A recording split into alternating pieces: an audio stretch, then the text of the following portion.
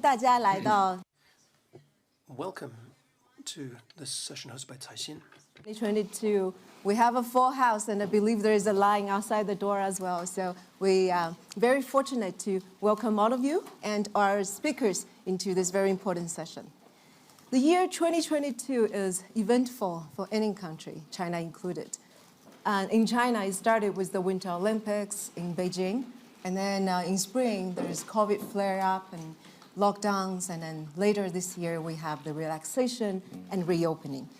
And deadly flood in summer, a reminder of more frequent extreme weather and the importance of climate change actions and the effort of Go Green.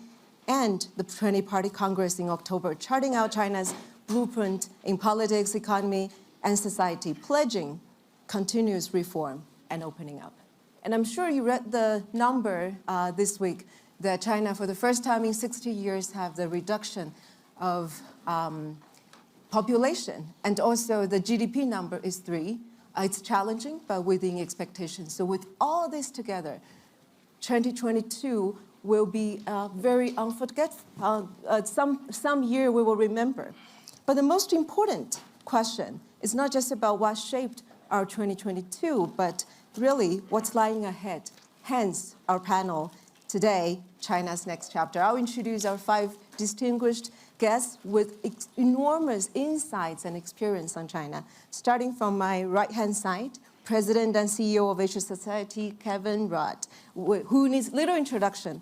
He's the former Prime Minister of Australia, and in March will be the Ambassador of Australia to US, a decade-long China expert, fluent Mandarin speaker, known to many Chinese as 老陆.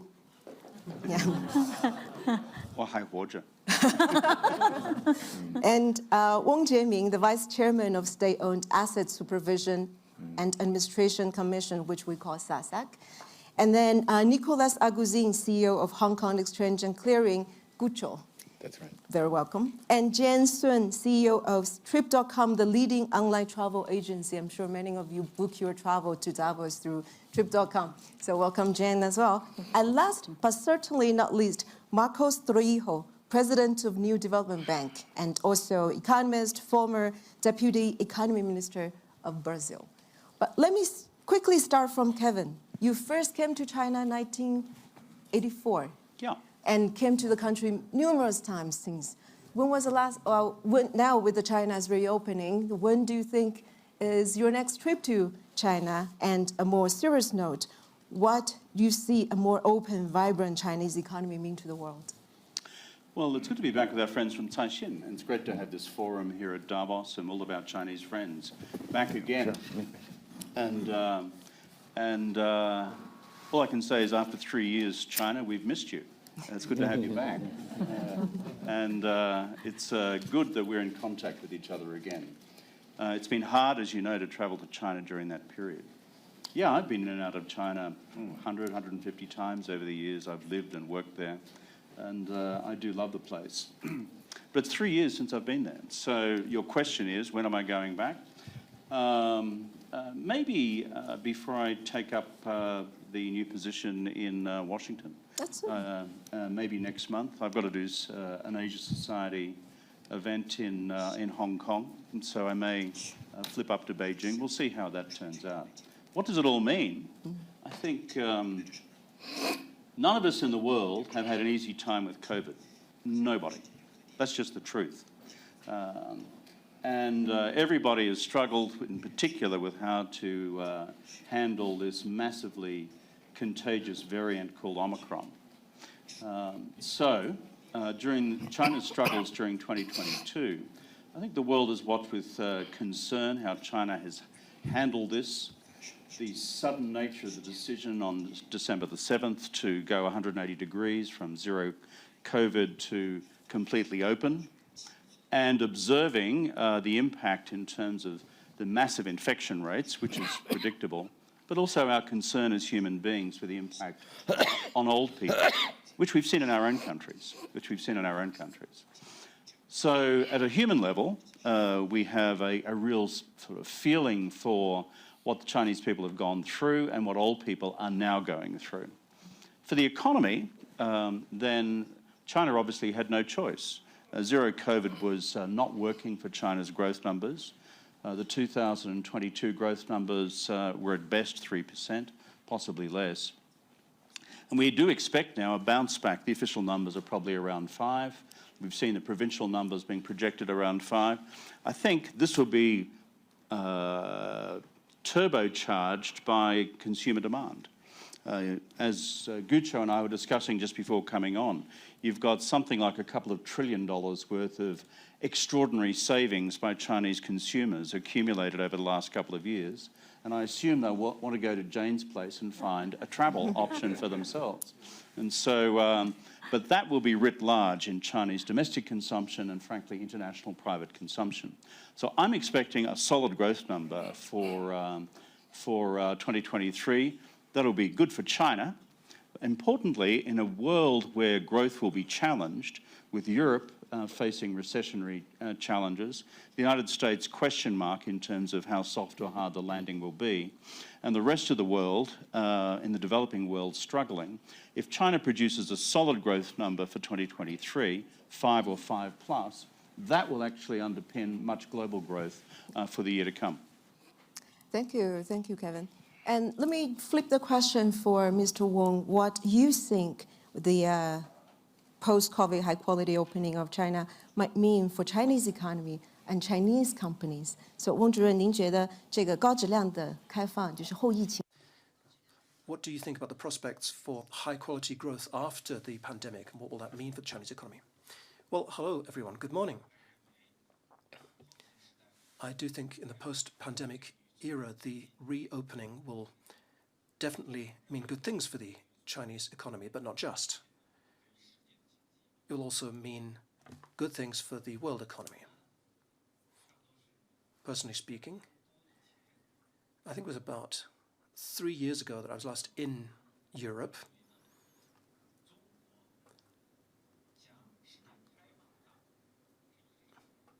And I've always thought that China's door has been open to the world, and our policy has been based on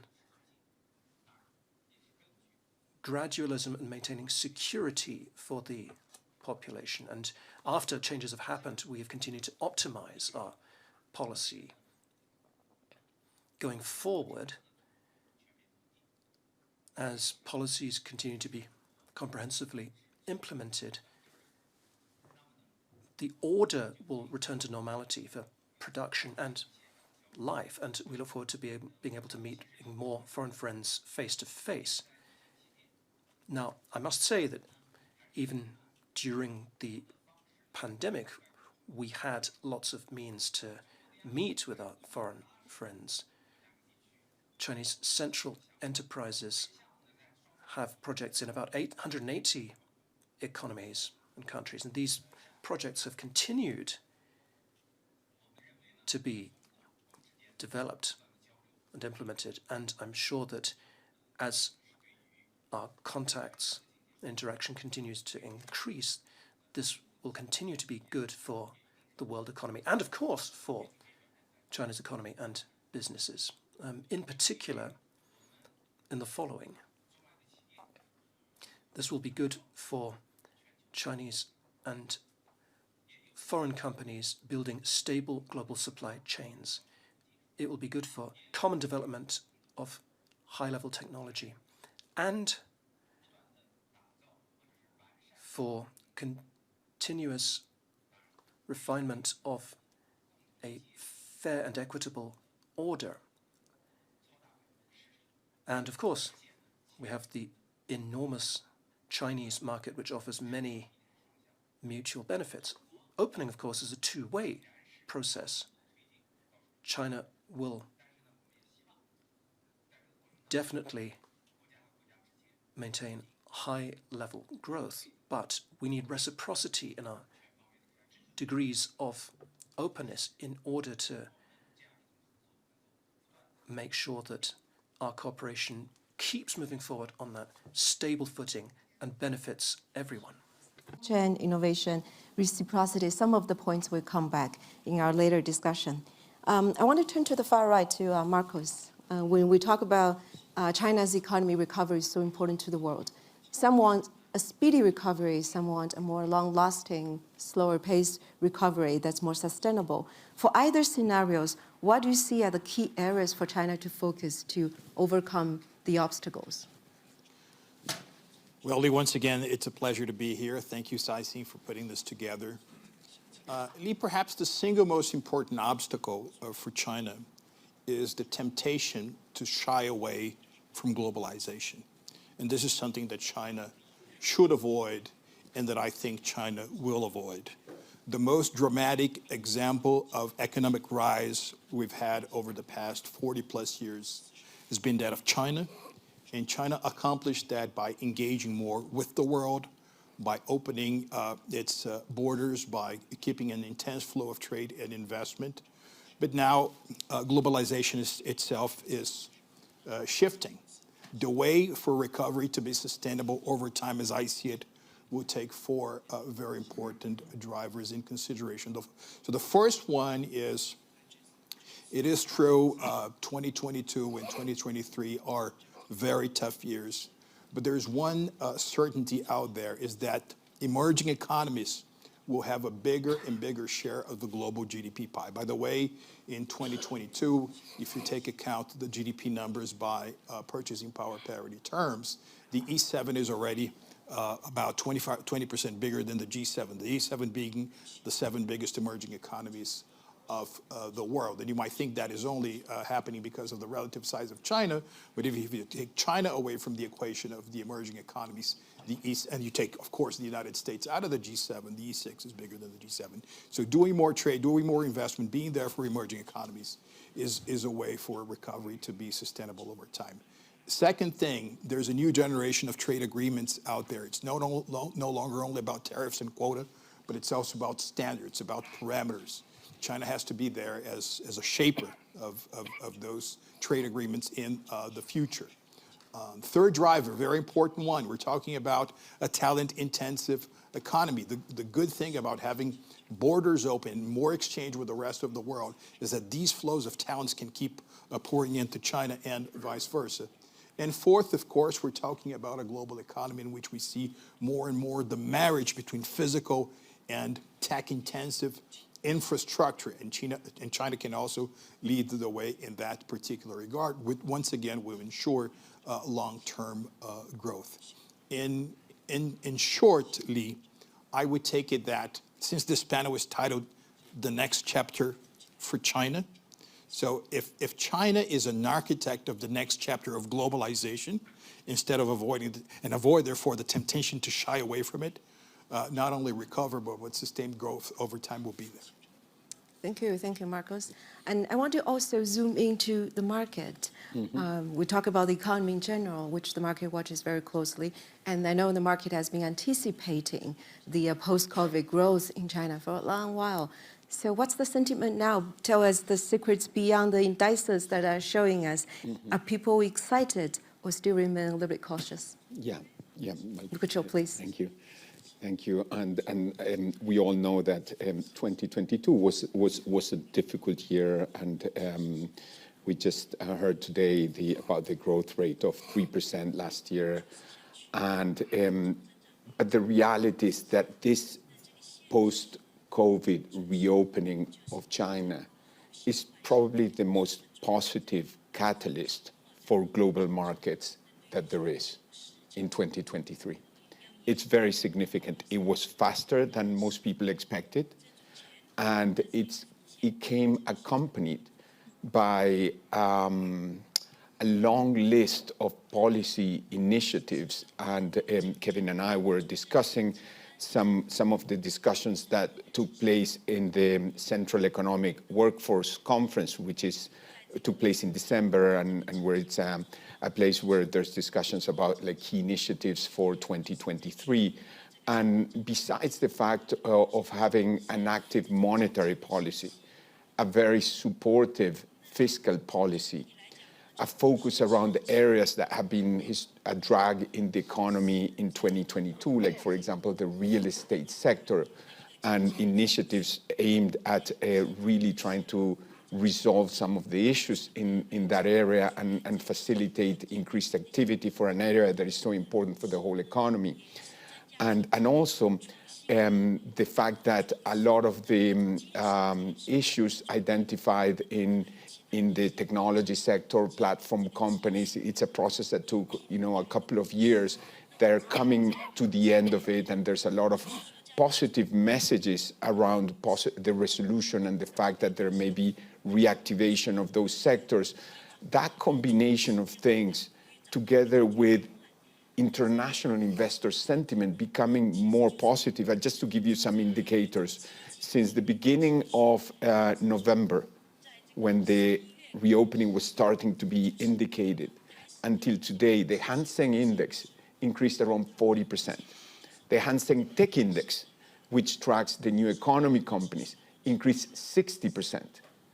And in just like the first 10, 12 days of the year, we've seen more inflows, international inflows, through our Connect program into China than in the whole of 2022. So it's quite a remarkable turnaround. Now, when we add all this up and we combine it with the fact that, and we have some experience on a recovery, because remember that at the beginning of the pandemic, the first few months, when China suffered quite a bit, but eventually then the next year growth was over 8%. There was a quick rebound. Now this time, over the last 2 years, there's about $2 trillion, as Kevin mentioned, that has been accumulated on excess savings. Chinese people typically save a lot, 20, 25% of their disposable income. Over the last 2 years, it got up to 35%. That's huge. That's about $2 trillion of money waiting to be spent. When all that comes together with all the other conditions, it should be a very encouraging environment for the markets. So we're quite optimistic. We have to contrast that also with the fact that international outlook is a bit more subdued in developed countries, developed economies. And with rates going up, I mean, the expectation is that there will be a slowdown. We'll have to see how this plays, between international developed markets and China and other Asian developing economies that are also having very positive results. Thank you, Gucho. Let me turn to Jan and see if the private sector and the company's performance can really substantiate the strong interest on the market and the capital market rebound. What kinds of political and economic measures you think Chinese private sector hopes to see, and what can effectively shore up confidence among business leaders like you? Yeah, in the past 3 years, as every country, travel was very difficult industry to be in because in order to isolate the spread of the virus, pretty much the world put a stop on the international travel. However, as soon as the policy is announced to open up the door, we have seen tremendous surge in the travel demand. So far, for our domestic travel, we're already back to 2019 level, or even more. And for people travel from foreign to foreign, for example, people from London travel to New York, from New York to Tokyo, from Tokyo to Hong Kong. These areas, we already seen 3 digits growth already.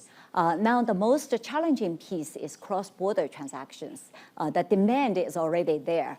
We have seen 3 digits growth in surge in demand. However, we are working very closely with our global partners, such as international airlines, international airports, international hotels, to ramp up the capacity so that we can bring more people from China to the rest of the world, and from the rest of the world to China. In the past, the cross-border transaction was reduced significantly. So we love to welcome more international friends to come back to China and visit with us and conduct business activities in many years to come. Thanks, Jan. So you can see a very rosy picture of the rebounding of the economy and the enthusiasm from the private sector. But what are the headwinds? Turn to Kevin. China relies on export, especially during COVID, first 2 years that the strong international demand pushed up Chinese economy. Now we are entering, many of the advanced economies are facing risk of recession. What kind of external environment Chinese economy is facing in 2023? I think in 2023, China's going to face a combination of residual domestic headwinds, but also the international headwinds you just referred to.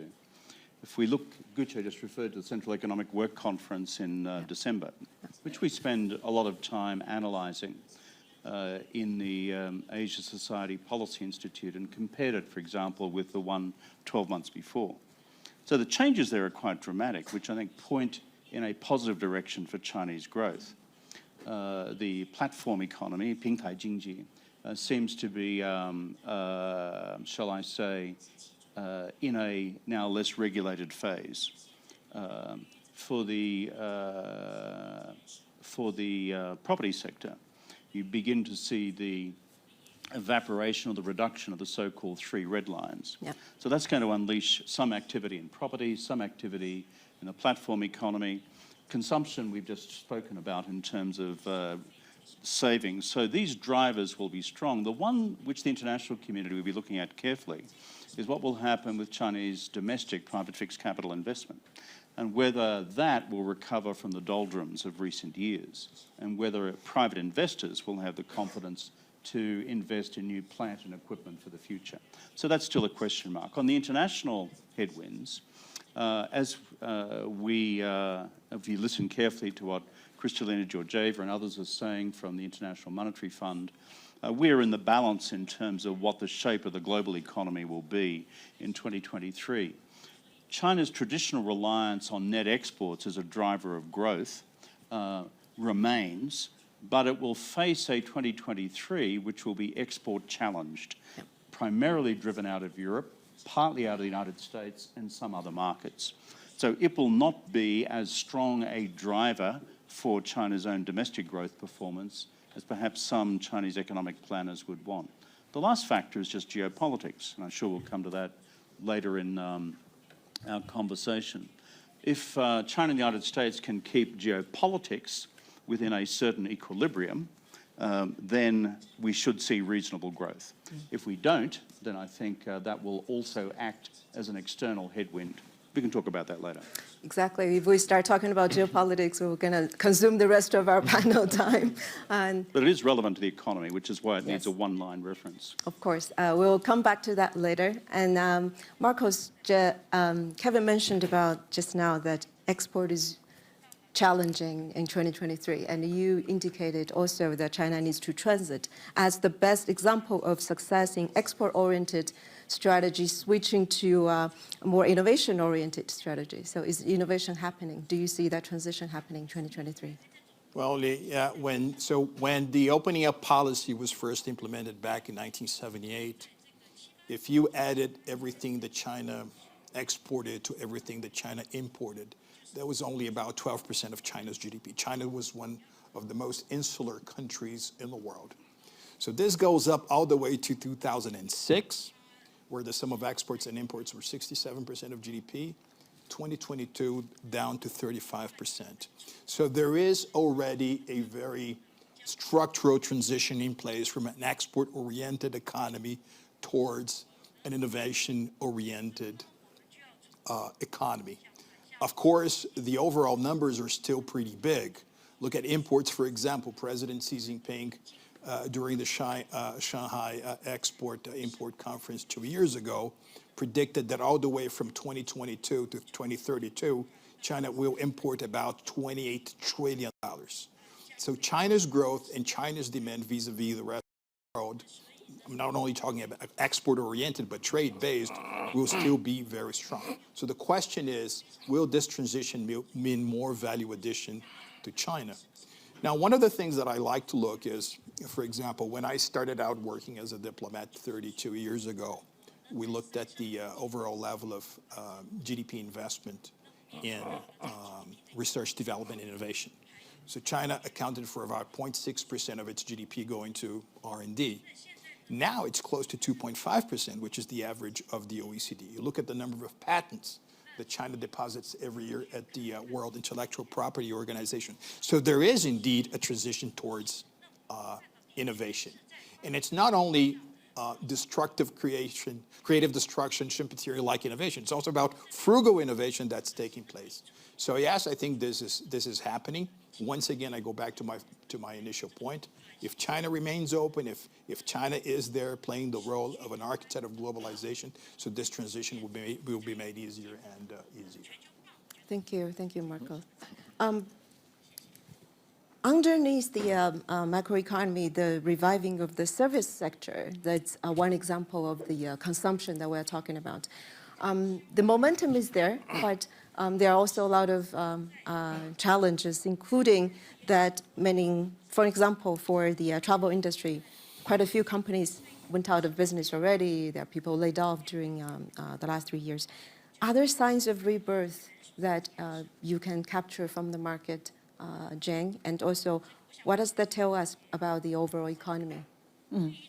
Yeah, in the past 3 years, the travel industry has suffered a lot. So for airlines, airports, hotels, many part-time workers have been laid off.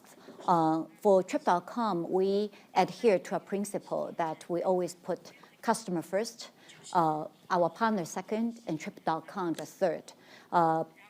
Customer first, during very difficult times 3 years ago, when COVID happened, our customers were on the border trying to travel out. They already paid airlines for the fees, but all of a sudden they couldn't do it. So even before the airlines and hotels refund Trip.com, we already made a promise to give 100% refund to our customers. So altogether, we refunded 20 billion to our customers. Partner second, in order to preserve the ecosystem, we also established a 2 billion partnership fund to help our small partners with their cash flow. And Trip.com, the third, our employees were suffering quite a lot. So our chairman and myself volunteered to our board. We'll take 0 salary. And our VP echoed, they volunteered to take 50% of the pay cut. And our employees also volunteered to work 4 days, stay at home for 1 day, work 3 days, stay at home 3 days. It is this, we are all together, weather the storm, which help us to preserve our talents and workforce. So now the border opens, we are able to very quickly recover our workforce ability, build up our capacity to host millions of customers who are ready to travel. Now the challenge is that our partners also need to be very quickly rebuild their capacity. So this morning we're working with the airline partners, hotel partners, and airport partners to make sure they have a plan to recover maybe 30% in Q1, 60% in Q2, and by Q3 we hope the capacity will be back to normal. So these are the challenges. We work very closely with government around the world, with our partners around the world. And hopefully by the end of this year, we'll be back to normal. Thank you. And like Kevin just mentioned, the tech sector, especially the platform economies, have been under a lot of pressure in the last 2 to 3 years. And of course, Hong Kong, we all know, is one of the favorite destinations of Chinese tech companies. So what is your feeling about their sentiment? What's your view on the Chinese tech sector moving forward, Gucho? Yeah, so the technology sector and innovation sector is moving full steam ahead, especially as it relates to Hong Kong and a lot of the innovation taking place in the mainland.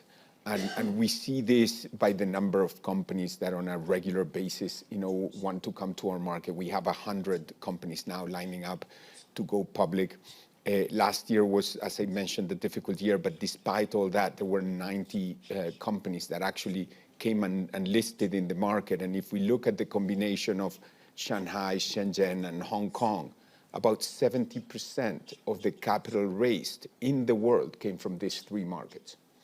And a lot of that was directed towards the innovation technology sectors. Since we changed our listing reforms in 2018, about 254 companies actually went public, raising almost $1 trillion Hong Kong dollars. So that's, about 120, 130 billion US dollars, a very, very significant amount. And the technology sector, especially platform economy, it's a sector that's been, increasingly regulated around the world, in the US, in Europe. China took some steps to regulate that sector, and a lot of the remediations that needed to be done has been, for the most part, done. So we've seen some very encouraging and positive comments that we're getting, to the end of the remediation process, and therefore a lot more optimism about companies being able to tap the international markets, fundamentally the bigger platform economies. So we're very optimistic. There are a lot of changes that we are actually doing to our markets to make sure that we can continue attractive innovation. One of key initiative, and remember, this is a sector that has a ton of support from a policy point of view. In addition to that, we have a situation where you have something called the Greater Bay Area, some of you may know, which is essentially, part of southern China and Hong Kong. It's a region of about 87 million people with a GDP of close to $2 trillion. That is a little bit like, it's the second most significant innovation hub in the world. It's like having Silicon Valley together with Wall Street, almost all in one, because you have Hong Kong and Shenzhen and all that innovation happening in one place. Is pretty remarkable. But what we're doing is we're also changing our rules, our listing regime, to be able to attract companies that perhaps have no revenues. They may not have any income, but they have significant spending on R&D. Companies in quantum computing, there may be in space technology, artificial intelligence, areas that are very, very important, but they may not have the profitability or revenue to qualify for our main market. So what we're doing is like developing a new chapter that will be able to attract those companies. So when I look at technology, innovation, I echo what Marco said. China has the biggest patents today of any country around the world. I see a very vibrant sector and a lot of opportunities going forward. Thank you, Gucho. And let me focus on the major players of the economy and turn to one of the large players, that is SOEs. Mr. Wong, so in the Party Congress report, the 20th Party Congress report, President Xi called on to build a stronger, better, and larger state-owned enterprises. In your view, you're running all those SOEs.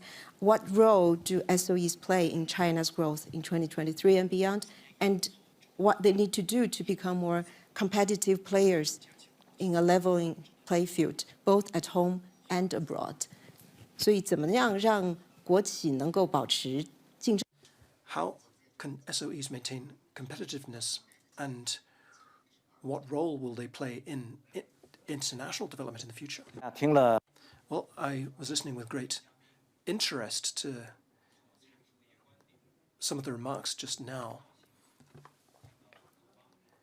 and I'm very happy to see China garnering a lot of attention. Now, some panelists have said that 2022 was a difficult year for China economically,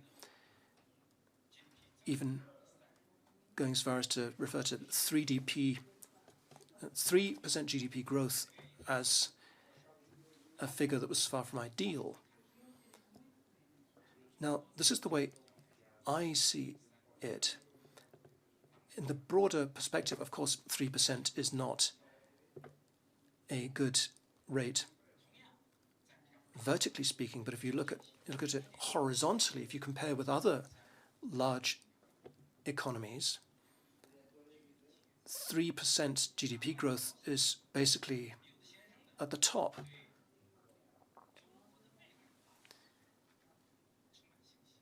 Now,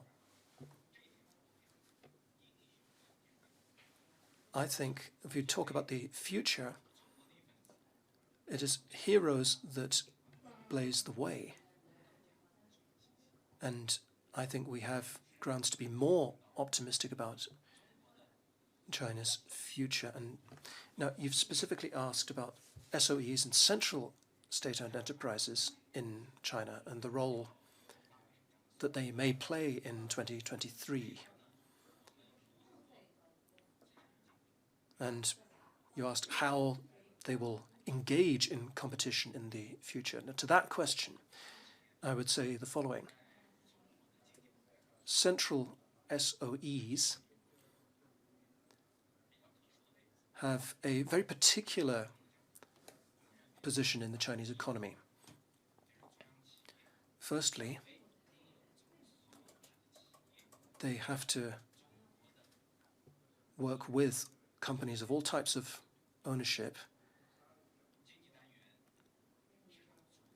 And we have 160 million economic entities of various types, and in particular in utilities and petroleum and so on. Central SOEs have to make a very particular contribution. You'll be well aware that any company,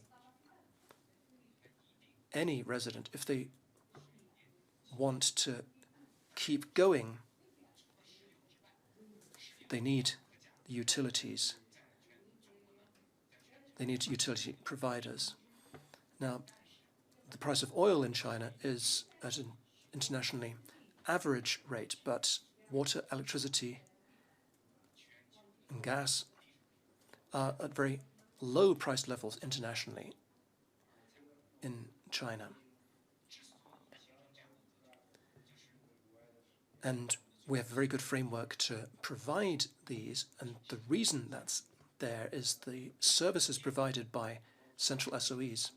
If we look in renminbi terms, electricity prices for residential use in China have been around 50 cents renminbi, half a renminbi, and that's unimaginable in a lot of other places. Even last year, with international energy prices soaring,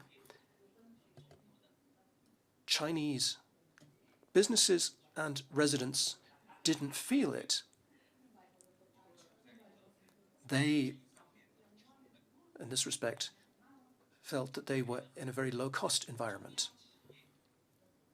And so that's why I say that central SOEs make a major contribution in electric power in particular. They account for 62% of electricity generation. You can imagine the work that goes in from them. That was my first point. Secondly, SOEs need to propel economic development.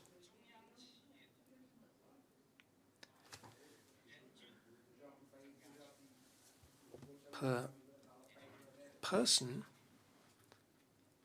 if we talk in labor productivity terms, central SOEs were 4 times the market average, and in growth terms, that was a very good performance. Last year, their operating income was close to 4 trillion renminbi.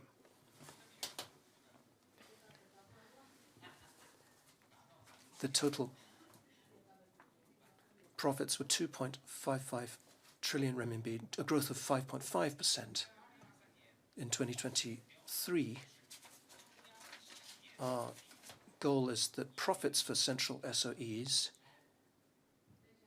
should exceed our current target for GDP growth. And I hope that they get even better so that they can create even better conditions for the Chinese economy.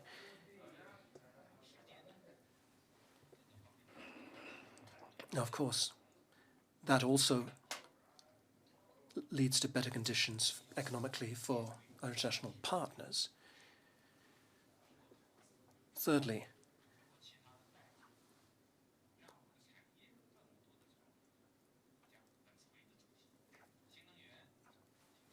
new energy, AI, new materials, high-end manufacturing are clearly seen by all as targets for future-oriented investment. There's a big consensus about that, and doing that will also involve improved cooperation between the state sector and private sector. And one of my fellow panelists mentioned just now that tech innovation will be one of the new drivers of growth in China. Fourthly, I would also say that if you look at companies of all types of ownership, they need to move forward and develop together. That's good for supply chains, but it's also good if you look at equity cooperation. You talk about improved competitiveness. That's a challenge for all companies. SOEs need to improve, other companies need to improve. Central SOEs don't have preferential policies that they enjoy. They compete in a level market playing field. And we all work, we all act on the same stage. Now, due to time constraints, I won't give too many examples, but they need to improve their efficiency in order to improve value added. Secondly, we need a new 3-year reform program for SOEs to make them more dynamic and innovative at the same time. And thirdly, they need to pay more attention to tech R&D so that they have greater impetus behind their development. Industrial companies are all investing 3% of their operating revenue in R&D. Tech companies are all investing at least 10% of that in R&D, and they need to move forward.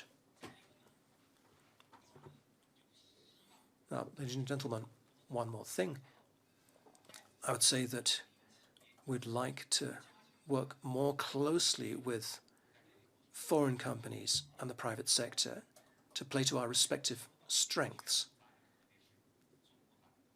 And so everyone can reap the dividends of China's development. And now we have only 3 minutes left, and as promised, we'll devote all that into geopolitics. Kevin, you have 1 minute to talk about US-China competition. And my question is more specific than that. US restrict China's access to critical technology, chips manufacturing especially, and also lobbying allies and partners to cut Chinese tech firms out of their supply chains. If you were Chinese government, what do you think China should respond to this? Well, these measures in the United States don't occur in a vacuum. I mean, it's part of a bigger picture. And the bigger picture is the strategic competition between the United States and China, which has been underway now for at least 5 years. Whether we choose to politically recognize it or not, that's just the reality. And so the challenge for geopolitics, and I'm mindful of the clock here, is can we find a stabilizing mechanism, given the reality of that competition, to prevent it from escalating into some future crisis, conflict, or war? That's the essential challenge for us all. I think the encouraging thing coming out of the summit between President Biden and President Xi Jinping in Bali in November was to take some tentative steps in that direction. If you look carefully at the text of what the Americans said and what the Chinese said, there is a predisposition to try and put some guardrails around this relationship. Xi Jinping used terms like a new Antrenwang, a new security safety net underneath the relationship, some new fanghu, some new protections around the relationship. So I think this is encouraging. Secondly, on the critical question of technology, and I'll conclude on this, China launched back in 2015 its determination to become self-sufficient in 10 critical technologies. That's the China 2025 plan. If you look carefully at the Central Economic Work Conference report of December last year, its aspirations for national self-sufficiency in semiconductors, in quantum computing and artificial intelligence, it remains China's policy. So these measures, by and large, predated the American reactions, which we've seen in recent times. I do not see, therefore, an ability to return the technology competition between the two states to a steady state until we resolve the underlying geopolitical stabilization question. Otherwise, that competition will continue, and it may go into new areas, such as quantum computing and artificial intelligence. In other words, there is a real risk that we will still face a high level of technological decoupling. Thank you, Kevin. And also, I'll turn to you, Marcos. You also have 1 minute to talk about the little question about supply chain challenges China is facing. So facing all the friendshoring, China +1 strategy, all this and that, what would be your advice for China to cope? Well, Lee, I'm not there to say that geopolitics are not important in the way that supply chains are being redrafted, but I think there is one structural change that's far more impactful in redesigning something that's actually bigger. We should talk about value networks and not only supply chain, which is, once again, the bigger and bigger chunk of global GDP that's going to the bigger emerging economies. I'll give you an example of my country, for example, Brazil. Back in 2002, China-Brazil trade was $1 billion a year. Today, it is $1 billion every 60 hours, right? If you look at emerging economies, about 2 out of every 3 emerging economy country has China as more of a trading partner than the United States. So this creates a new web of collaborations that extend beyond supply, that touch demand, that touch R&D flows, that touch the way in which you organize your strategies. So there's a web of competition out there, and I think at the end of the day, more important than the geopolitical discourse, the reallocation of supply chains will be determined. The GPS, the most important GPS will be the balance sheet, right, where it makes sense to allocate your resources here and there.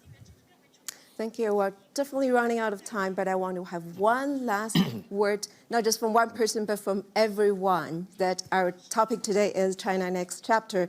So which word would you pick to describe China's next chapter? Start with Marcos, please. Evolution. Evolution. And Jen? Innovation. Innovation. Gucho? Vital.